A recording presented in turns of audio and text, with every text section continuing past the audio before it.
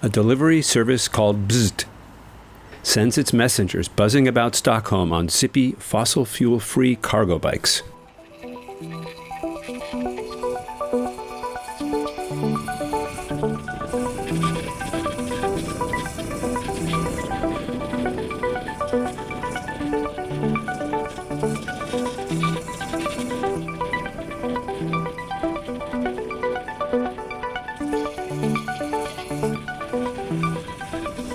Sitting on these bikes, it'll leave you with a very powerful feeling because they have so much power underneath them. Even though they are electric vehicles, you would usually only connect that to maybe like a strong combustion motorcycle, but they really do have a lot of capability and they are very like sturdy. I feel safe riding them. It's pretty amazing that it can be a completely sustainable energy source that powers me through the city doing all these different deliveries and whizzing around. I would never have thought that would have been possible. Lucas Chotenius is head of operations for Bzzt, his company's ambitious mission to kick out fossil fuel cars out of the cities, because we don't believe that people and cars in the common sense work that well together, because normal cars create noise pollution and pollution from the carbon dioxide and all of the other stuff that is really bad for our lungs. So we want to transition the city from having combustion engine cars in it to only have these electric type vehicles. Cars and trucks are among the biggest emitters of carbon dioxide, one of the major greenhouse gases. In the US, road vehicles are responsible for a fifth of the nation's global warming pollution. Chotenius says the sooner combustion engines are off the roads, the better. Bzzt began in 2015 and relies solely on these rechargeable vehicles. We also believe that it's important to not only transition to electrical, but also to reduce the size of the vehicles within the city, to really focus on the micromobility aspect of it, because that makes the city more available for everyone, instead of having these really wide roads that's only made for cars. In other words, Bzzt envisions a complete transformation of urban mobility and even urban planning. To pull that off, the company is thinking big. Its fleets deliver goods, food, and people around Sweden's three biggest cities, and they're looking to export their model to other countries.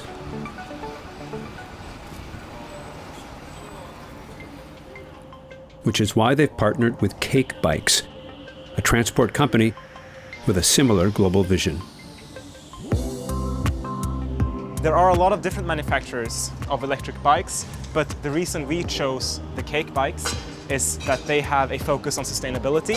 They want their vehicles to have a long lifespan, and we also chose them because they are a Swedish company, and it's nice to have like a locally sourced vehicle that we can have a close relationship with.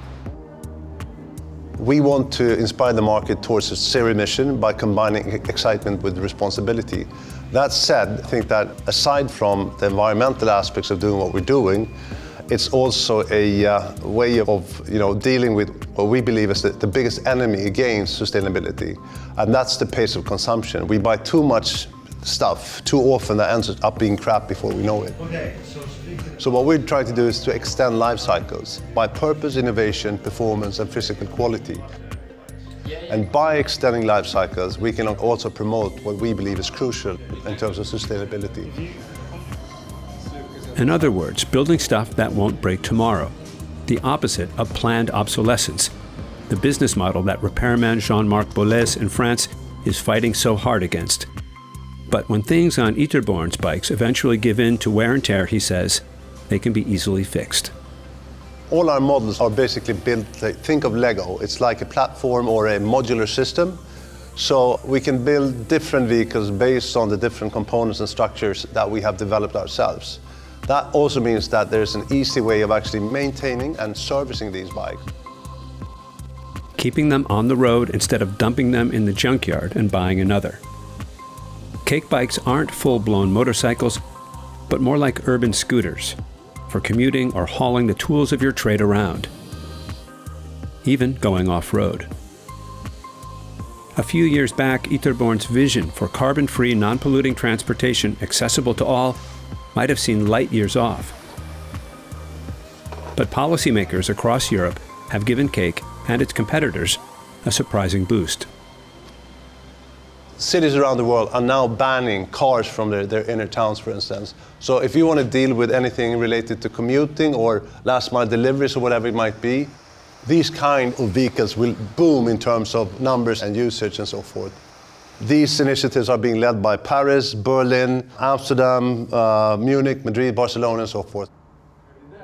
Ytterborn acknowledges that there's been growing pains as cities figure out the logistics of banning fossil fuel transport. But he says electric vehicle schemes are coming online quickly. And we have a number of super interesting projects going on too, where the future trucks will be electric too, but as they won't be able to get into town, they need to park outside the city border. And instead of being a truck that used to go door by door and deliver stuff, they'll have 4 or 6 of our bikes or someone else's bike. This is a system that we're launching named the sprinkler system, which is basically showing up with 4 or 6 bikes at the point where the truck has been parked and using that as a mobile warehouse, and therefore just going there and picking up and delivering until it's empty. Then the truck goes back to the suburb, whether Stockholm, it be Västberg or something.